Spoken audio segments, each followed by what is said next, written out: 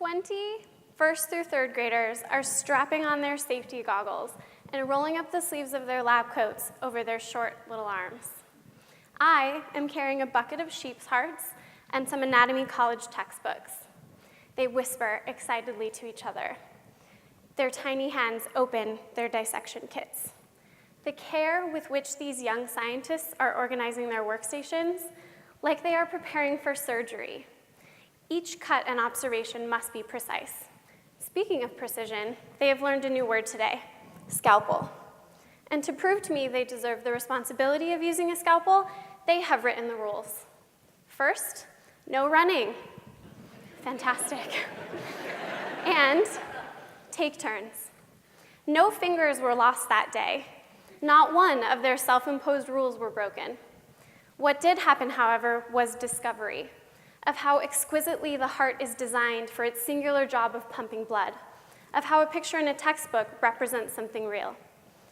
As an educator, I expect a lot from kids. I believe that if you push children just beyond the boundaries of their ability, they will cooperate better and ultimately perform better. Think of it as the kiddie table. If you put a kid at the kiddie table, they act like a kid. If you tell them they get to sit at the grown-up table, but only if they use their manners, how does that change their behavior? And what do they find at the grown-up table of science? Authentic materials, sharp things, and not just scalpels. Teaching science in Arizona can be very sharp. And don't forget live things, like dragonflies. Dragonflies are fantastic for kids. First of all, they're completely deaf, so they don't mind screaming children. They also fly in repeating patterns while they hunt, which means they land in the same spot over and over again. Super easy to catch. Here are 2 ways that I could teach about dragonflies. I could stomp around in a pond by myself, catch a dragonfly, put it in a box, and take it out for kids to look at. Or I can take the kids to the pond. Today, we are entomologists. We're going to study live dragonflies, but only if you can catch one. And you have never seen children so gentle and so timid as with a live dragonfly that they have caught in their very own net. They help each other over the river rocks to show me their little winged treasure. They stand in a wide circle so everyone can see and so the dragonfly can breathe.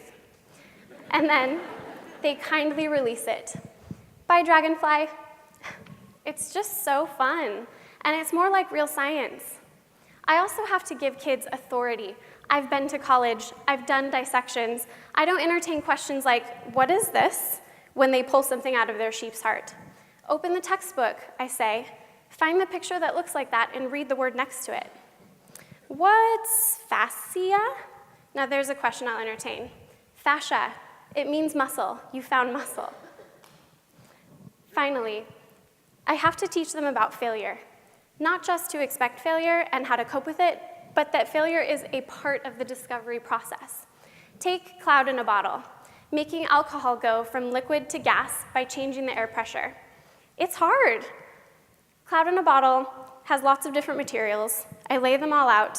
I give them safety glasses, of course, and I ask them to discuss their problems and process with me along the way.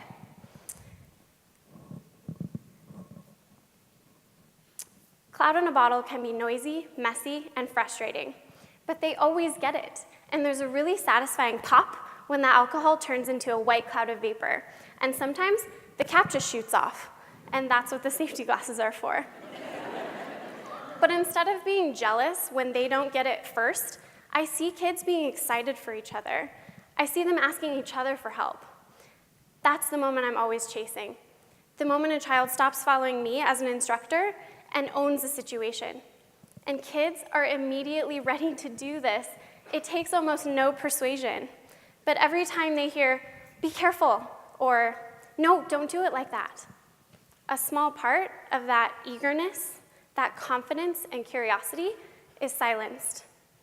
It gives power to what they don't know. And the unknown is already a powerful thing. It can paralyze us with fear, or it can be a powerful motivator. As an educator, I don't have to have all the answers. I just have to help those kids step into the unknown.